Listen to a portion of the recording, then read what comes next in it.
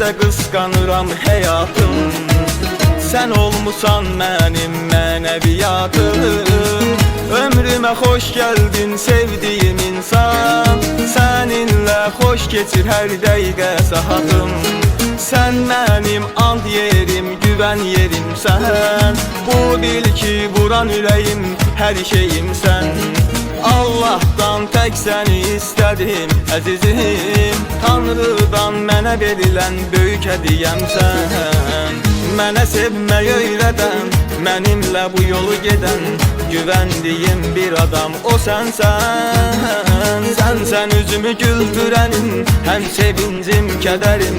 Ömrümə bəzək verən o sənsən.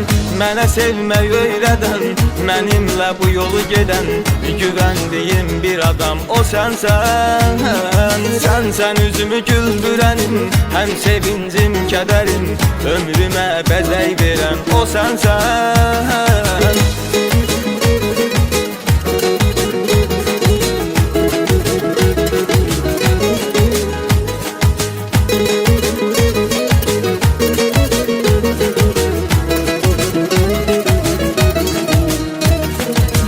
Mənim istəyim budur sənlə bir olaq. Bu sevgini sonsuza dək başa vuraq. Bizi istəməyənlər yansın alışsın. Tutaq əl-ələ gəl sevgimizi qoruyaq. Sən mənim ən dəyərli doğma kəsimsən. Gül çiçəkli, təravətli nur mələyimsən. Sən dəyərlilərin ən dəyərlisisən ya. Qəssamın Allahdır sənin, gör nə gözəlsən. Mənə sevməyi öyrədən, mənimlə bu yolu gedən güvəndiyim bir adam o sənsən. Sənsən üzümü güldürənim, həm sevincim, kədərim. Ömrümə bəzək verən o sənsən. Mənə sevməyi öyrədən, mənimlə bu yolu gedən güvəndiyim bir adam o sənsən. Sənsən üzümü güldürənim, həm sevincim, kədərim. Ömrümə bəzək verən o sənsən.